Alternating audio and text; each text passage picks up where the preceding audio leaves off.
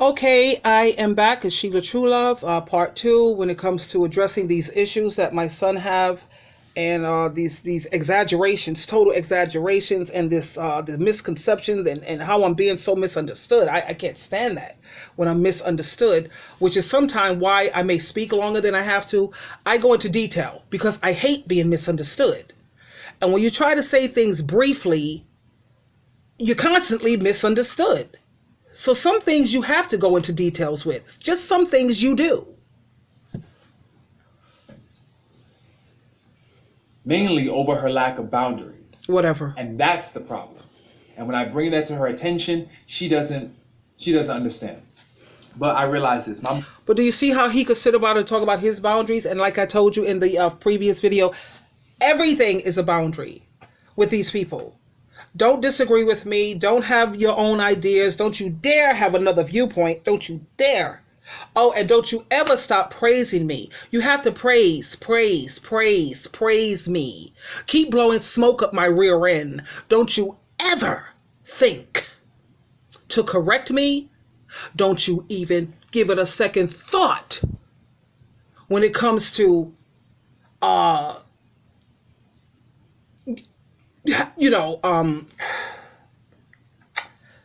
not letting him always have the last word. I don't have no problem letting people have the last word. I don't. At the same time, if it makes sense to me, I say, you know what, good point. That's good. Something for me to ponder and something for me to, meditate on. I have no problem with that. But when someone is saying something and I see it from a different way, I'm not dogmatic. I'm not aggressive. I'll just sit and say, well, I heard what you said, but this is how I see it. And you know what he'll say when I do that? You're argumentative. Because you're not allowed to disagree with him, ever.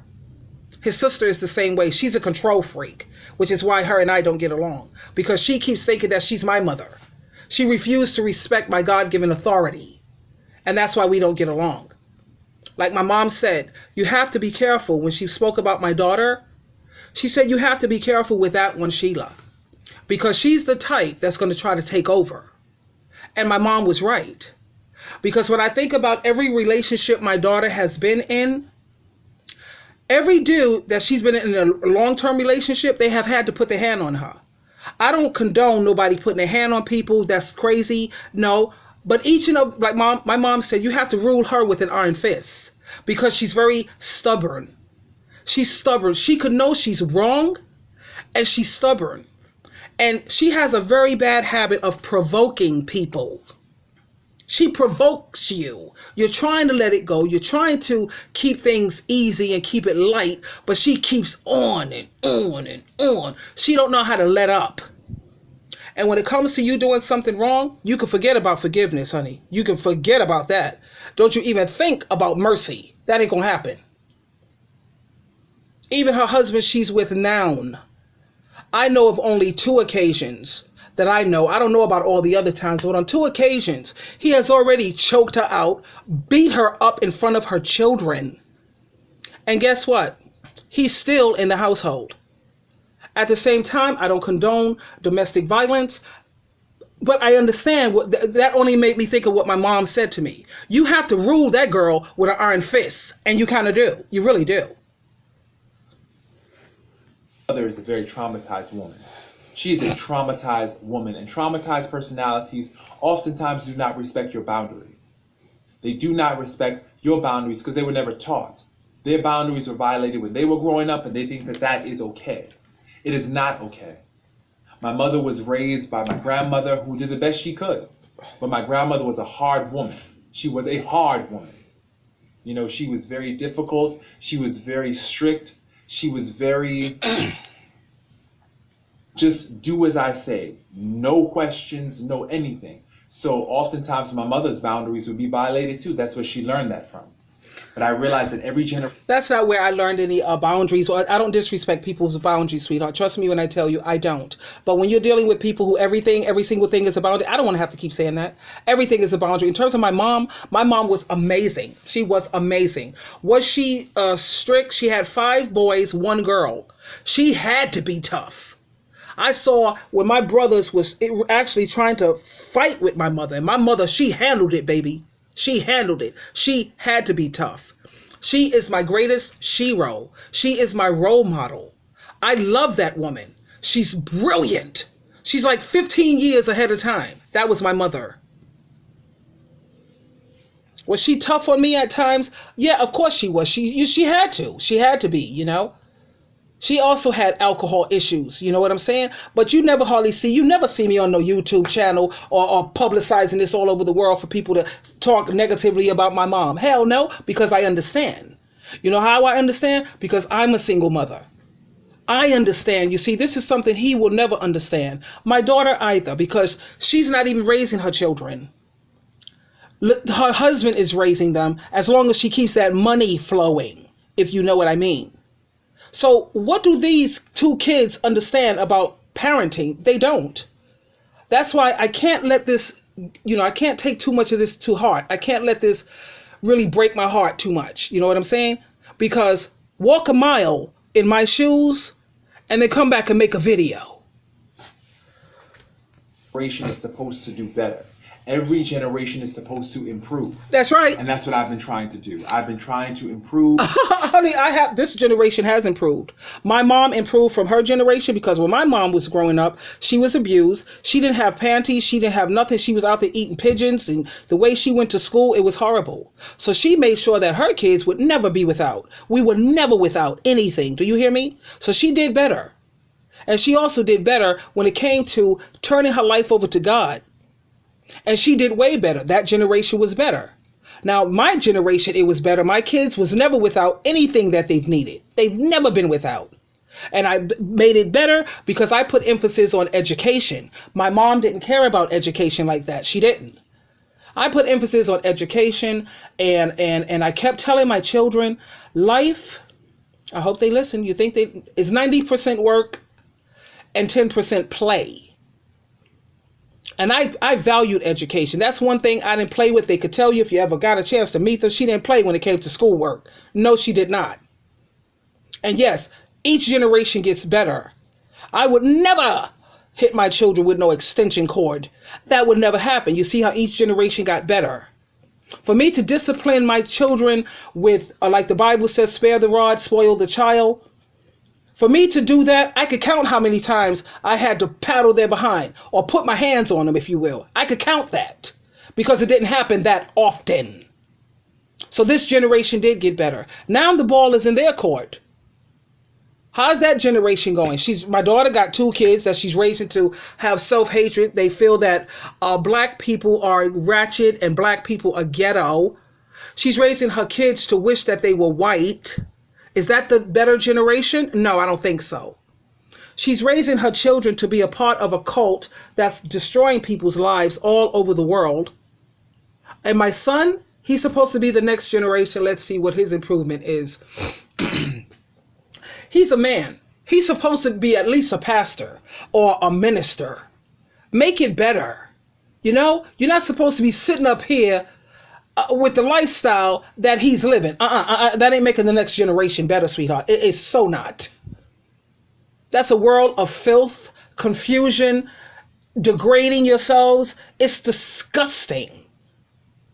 Oh, but I'm not allowed to tell him that. Of course not.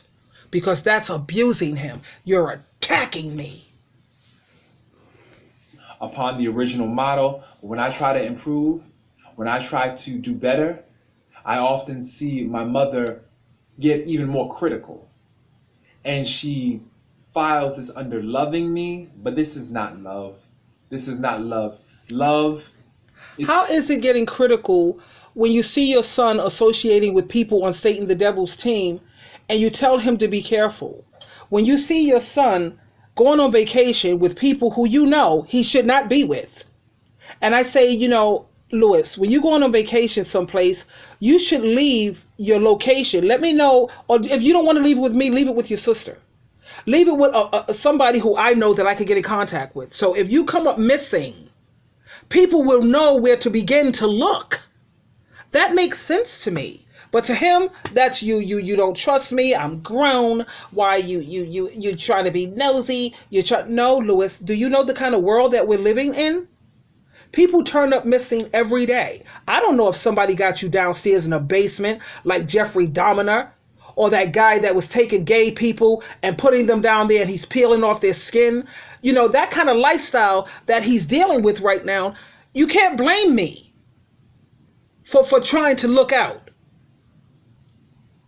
No, I'm not criticizing him. I'm not trying to tear him down. All I do, check out my ministry channel, True Love Ministries, and see how highly I speak of my son.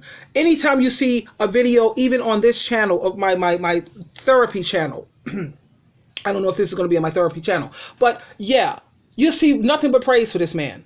Praise, praise, praise, constant. And it's never enough. Isn't that the sign of a narcissist too? They're like a bottomless pit. You can't never give them enough praise. It has to be constant, nonstop. And I'm not that type of girl. I'm not doing it. I'm just not.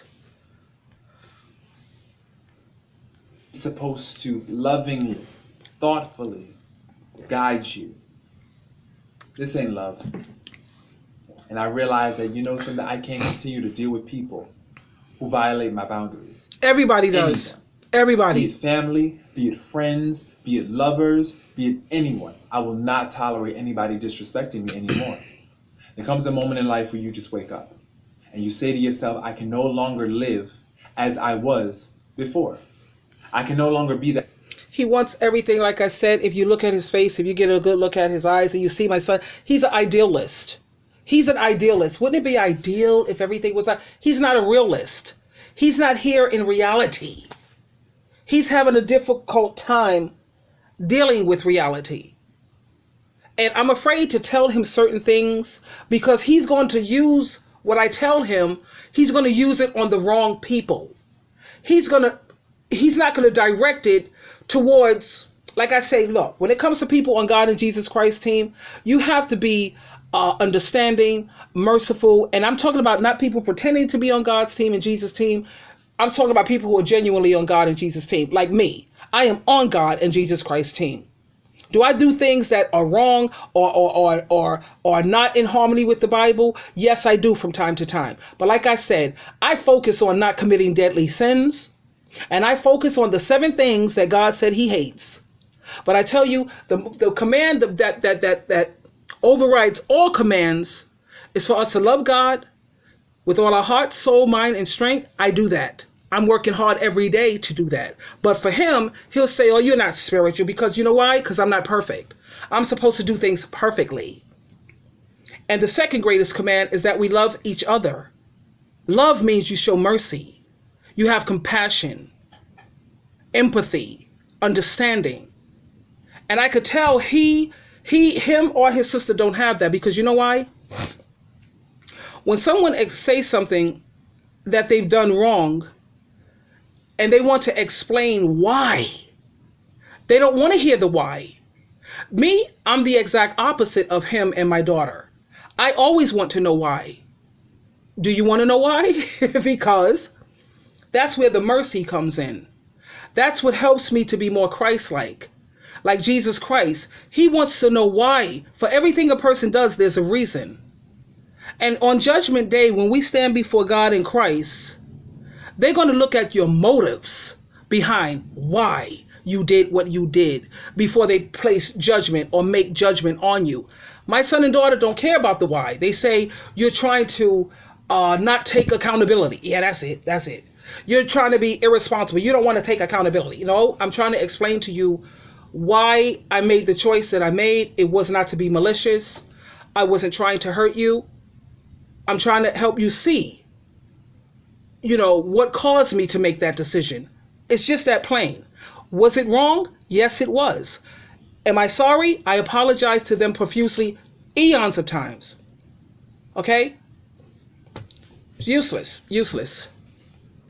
A person that was a fool, that was a doormat, that allowed people to just railroad me because I loved them, because I wanted to get along and cooperate with them. No. Some people in this world are manipulative, and they will try to misuse and twist your cooperation to benefit them. So you can't cooperate with everybody. So, and this is what I've learned. You know, And I wish my mother would definitely get her life together. And get My her life act is together. But one thing Okay. I can't control. You know, my life is together, sweetheart. It's not perfect, nor is yours. Do you think you need to get your life together? I think he needs to get his life together. He needs to find a support group, a therapist, so he can have someone to talk to. Come on now, get your life together. I want you to get your life together and get back to either you go find yourself a non-denominational church, or you get your behind back to the Kingdom Hall. Now get it together. You leave that lifestyle that you're dealing with, you know, when you're going to these clubs at night and these late night places that you do. No. Get it together, sweetheart, really. Now you keep in mind what the Bible says in Proverbs chapter 17 and 18. Only a fool don't want to listen to good advice. And I'm not trying to be critical or trying to tear him down. I'm just saying, look, as your mom, the outside looking in, I see areas that you need to make adjustments. You know what he'll tell me? You need to help yourself. Don't worry about helping me. You see how arrogant, how haughty, and people like that, God is going to have to land his plane. And I pray to Jehovah that I'm there to help him and to try to support him and try to piece him back together, because it's coming. It's coming. If he don't straighten his act up and straighten up his viewpoint, it's coming. Her drinking, I can't control her behavior. That's up to her to control. She has to do that. But what I can do to protect myself and hold space for myself and protect my energy is to distance myself. I love my mother. I love my mother very much. But I will not be disrespectful. No, that's not love. My son don't love. I don't feel my son loves me. I felt that my son, he needed me, you know. And when they woke up, my daughter too, I don't feel loved. I don't. I feel like I was needed at the time. And then the moment they woke up, you know, and they realized, because sometimes, you know, you may be woke, but you don't realize a lot of things. But the moment they woke up and realized, wow, I'm out here paying my own bills. I'm doing this. I got this. And, you know, my mom, she ain't giving me much of nothing. Once they realize that, then their true colors has come out. So it was never really genuine love. It was need. It was need. Which is why I do believe I prefer people to need me than want me. But that's another video, really. Because once they got this wake-up call, wow, I'm doing this on my own, she's useless. I don't need her. But you know what? The sad thing is that my son and daughter are in the dark on. Yeah, I do have what you need and I have what you want. They want salvation. They want, a resurrection, the paradise. They want to make it, right? What's the first command with the promise? The first command in the promise, with the promise, so that it may go well for you and so that your days may be long, and so that they will have God's support and backing, is watch how you treat your parents. You see? Because on Judgment Day, I don't care how many doors you knock at, how many meetings you go to, how many Bible studies you have. When you stand before Jehovah and Jesus Christ on Judgment Day, they're going to look at you and say, remember how you treated your mother? Do you remember that? Do you remember when your mother was reaching out to you for help, spiritual help? Do you remember how you treated her? So yeah, you do need me. And I do have something that you want. And you desperately need, whether you like it or not. By her in the name of love. Yeah, right. I'm not going to do it. So everybody out there who has a narcissistic parent, you definitely have my empathy, because I know what that's like. To feel like you are constantly wrong, to second guess your intuition, to constantly wonder if what you're doing. He's like that, constantly wondering if he's wrong, because he's a Libra, okay? And I know I'm not supposed to go into this, but they are very wishy-washy. They have a hard time making decisions out the gate. It has nothing to do with their parenting. It has to do with who they are, their character, not trusting in themselves. You always know that you're making the right decision. See, this is why I don't have problems making decisions. Okay? Because I know as long as the decision that I'm making is in harmony with the Bible, I know that I'm right.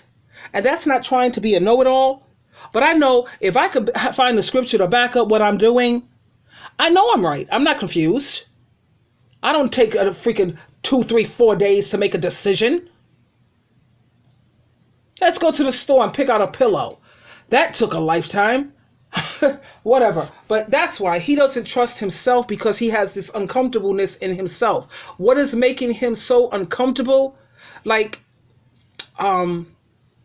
he doesn't like people to look at him in his eyes. Like when you're talking to someone, it's only courteous to look people in the eyes, not to stare catatonically. Of course not like a fool, but he's uncomfortable. And you can see that, he has to fix that. And the way to fix that is he has to start seeing himself the way God sees him, the way Jesus Christ sees him. Forget about the validation from all of these outsiders. Now, you hear me telling you this. Do you think he'll listen? No, he won't. But that's the answer to all of this uncomfortableness. You care too much about what people think. Forget what they think. Who cares? They don't pay your bills. They don't do a god-dogged thing for you. They're damn sure not lifting you up spiritually or building you up in that area. Who cares what they think? You should only care about how God and Jesus Christ sees you. And when you look in that mirror, that's the way you should see yourself. You know what you go through day to day behind closed doors when nobody's around. You know what you're battling with and what you're struggling with. And so does God in Christ. So all of his constantly trying to approval, outside approval. Please approve of me. Please validate me. Please tell me that I'm worth something. See, I don't have those problems. His sister's that way too. I don't have those problems. I don't know what it is. Was it my upbringing? I don't know. But I don't care about what these outsiders think, because they're nothing. Most of them are on Satan the devil's team anyway. Please help me understand, why should I care? I don't get it. Sorry. Is right. If the boundaries that you're setting is right, and feeling guilty at times because you're not pleasing someone else and you're not making someone else happy. For so long, I lived in my mother's shadow. What? And I lived for other people, trying to please and make them happy. But I realized I can no longer do that. It's not about living in your mother's shadow and trying to. Everybody wants to please their parents. I know I was raised, I wanted to please my mother. I wanted to make my parents proud of me. And I was listening to this guy, MJ Marcus. I like him. He's a gay guy. And I like a lot of his videos because he speaks a lot of good stuff. But when he comes to talking about you got to live your life, forget about what people say, live your life for you and blah, blah, blah. Look, anytime you live in your life and is giving Jesus Christ and Jehovah God the middle finger, yeah, you need to adjust that. Now, you see, as much as I like MJ, he's not on Jesus Christ's team, okay? So, yeah, you got to be concerned when your lifestyle is telling God and Jesus to kiss your rear end. That I can't make anybody happy, because the things that broke them and the things that traumatized them have nothing to do with me, and everything to do with their own perception and their own issues. So I'm not going to sit and allow them to make me pay for mistakes that I am not guilty for. I'm not going to do it. I love myself too much. And every day my love for myself, as I do more for myself. Yeah, he's saying all of that. He said that's words, people. Trust me when I tell you, that's empty words. He's working on it. He's working on it. Is he going to get there? Am I being critical? No, I'm not. I say I applaud him. I'm his biggest cheerleader. I say, go, Lou, go, go. Are you a man who say what you mean and mean what you say? Or is this just words, empty words? You see, and when it comes to me, your mother, you're wrong. I'm sorry to say, I hate to use the word wrong, but no, your perceptions when it comes to me, honey, oh God, I can't even find the word because I don't want to say anything harsh. This, whatever. My love for myself grows stronger and stronger and stronger, to the point where I just feel I don't really want to deal with people anymore. Because people are just a headache. They want and want and want and want so much from you, and they give nothing. So I've learned to... I guess giving love to you is not enough. I give you love, sweetheart. I give you care. I give you genuine wanting the best for you. I give you If I don't care who I have to throw to the side for you.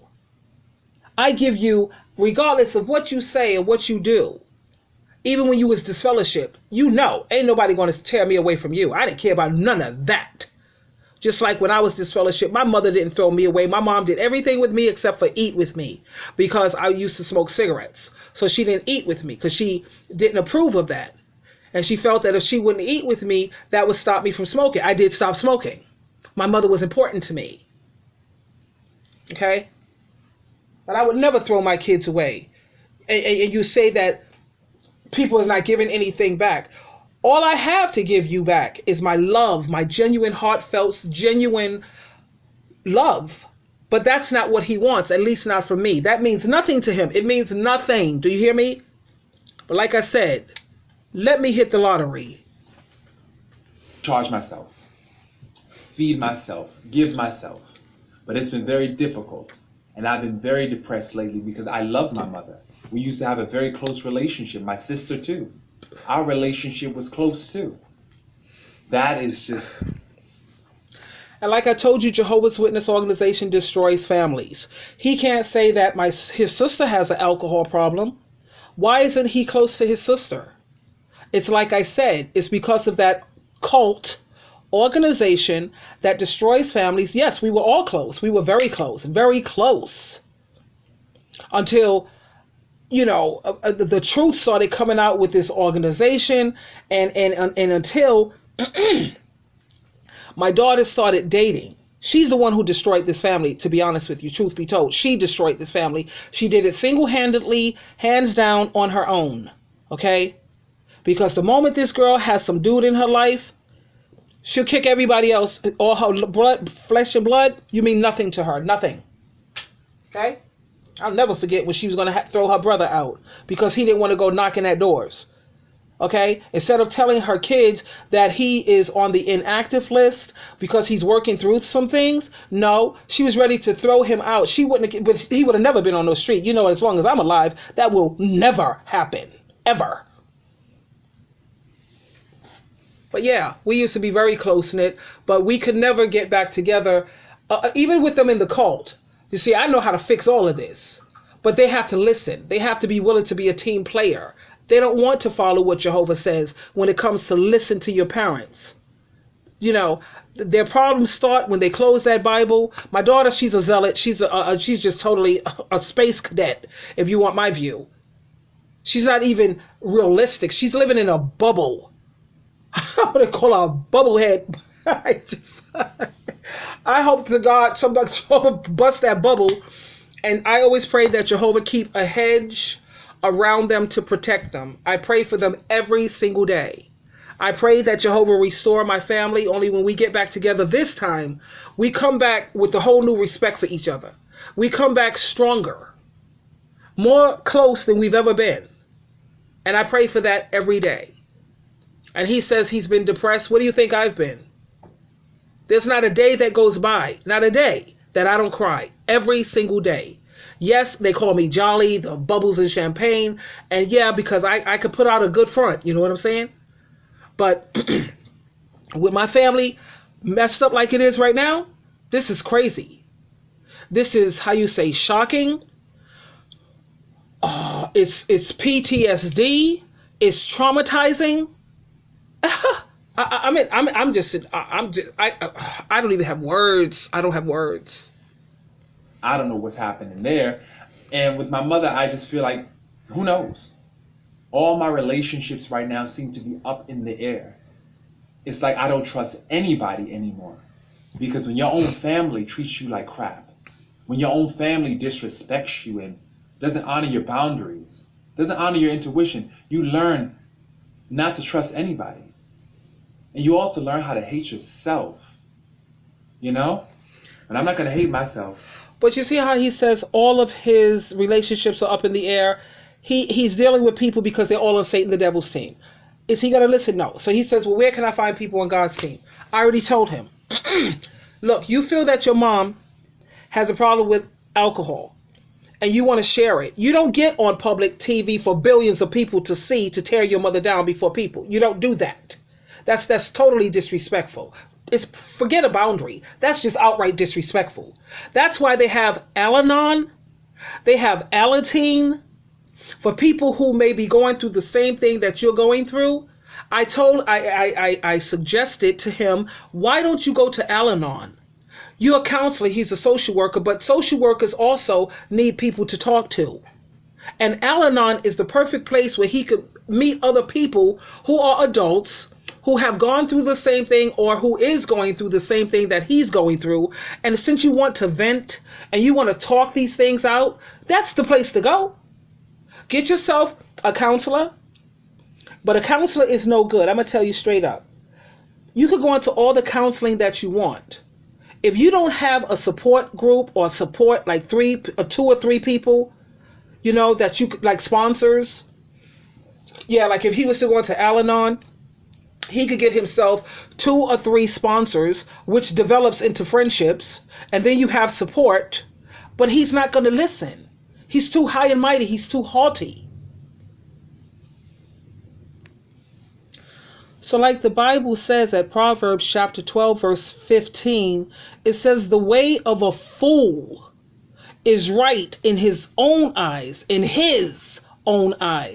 but a wise man, he listens to advice. Proverbs 19:20. This is why I said always read the Proverbs of the day, because Proverbs will always keep you on the right track. It helps you not to be taken advantage of by people. It tells you exactly how you shouldn't be co-signing for people, or you shouldn't loan people something without having something in collateral. It teaches you so much. Now in Proverbs 19:20 it says, listen to advice and accept instruction that you may gain wisdom in the future. Proverbs chapter 3 verse 5 through 6. Trust in the Lord with all your heart, and do not lean on your own understanding. In all your ways acknowledge him, and he will make your path straight. So there are several scriptures here that tells you to listen to good advice. Unless you're a fool, you're not going to apply this. Now, when I suggested to him that he could go to Al-Anon, he has a car. He has a car, okay? If he don't like one meeting, he got a car, he could jet to someplace else. He got a car, which makes life so much easier. I don't drive, so I'm limited with the support groups that I can attend. Like I have one of those recovery things where it shows you where each meeting is at whatever time that you need to be there, whatever time. Yeah, but I don't have a car to get to all those locations, and I can't keep spending money on Uber and Lyft. I'm not Oprah Winfrey, Bill Gates, or Donald Trump. I'm not.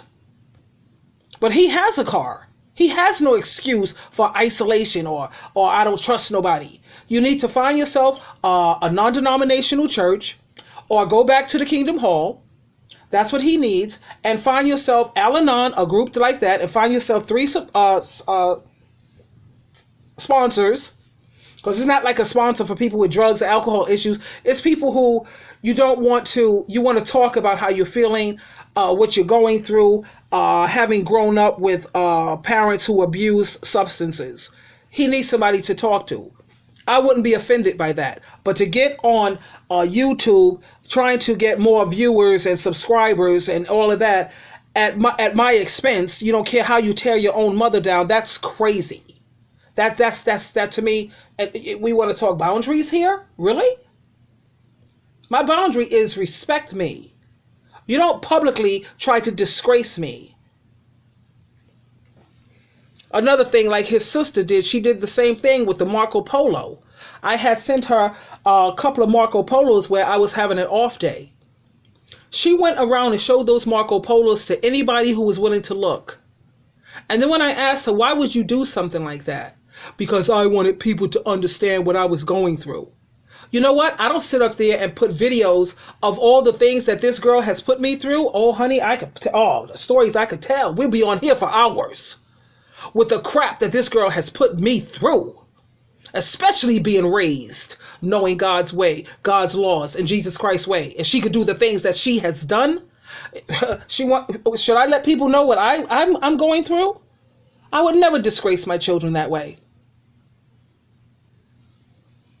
That's ridiculous.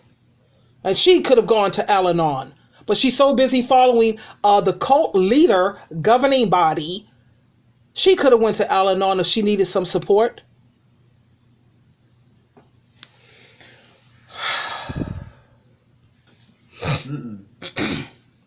I love all parts of me, and I'm not going to allow people to disrespect me.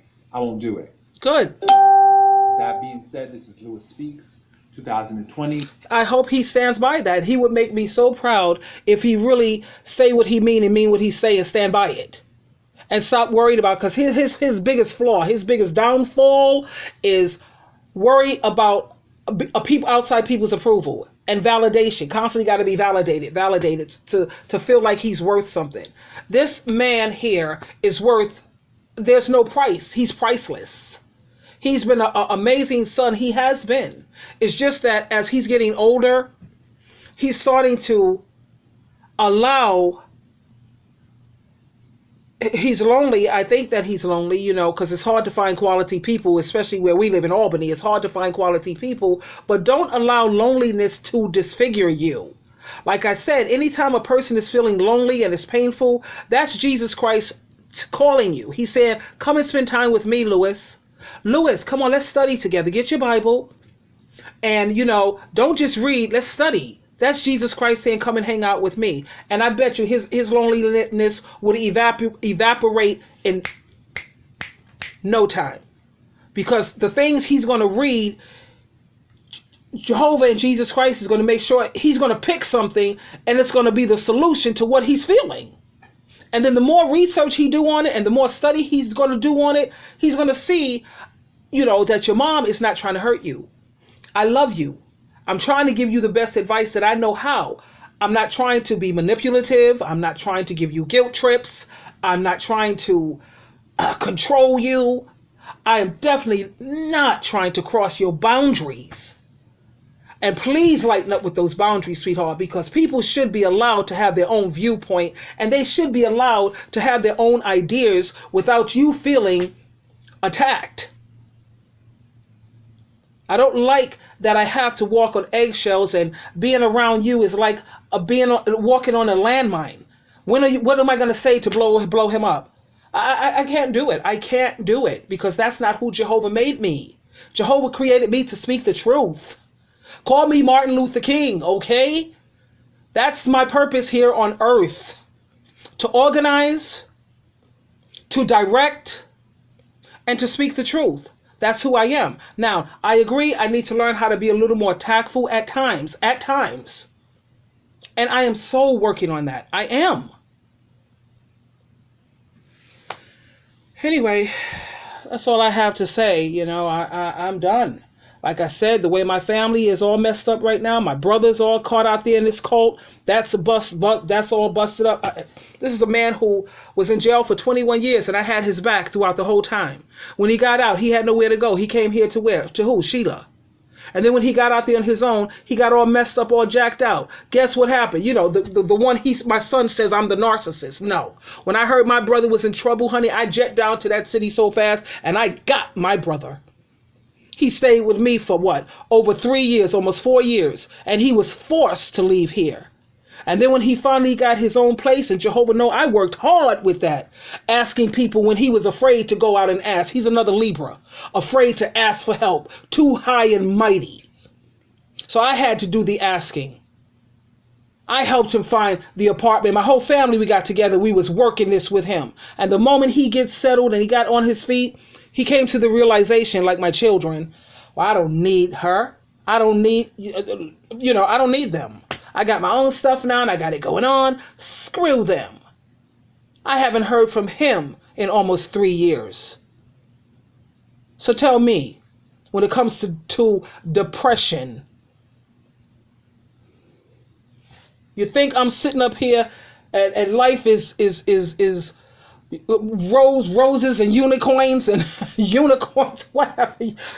I can't. I gotta laugh. I gotta keep my sense of humor because once you lose that, baby, it's over. It's over. Harry Carey, here I come. So I'm definitely going to keep my sense of humor when it comes to all this crazy nonsense and just keep praying about it. That's all you can do. That's it. Anyway, this is Sheila True Love, truly loving you. Until next time, babies, I'll talk to you. Bye.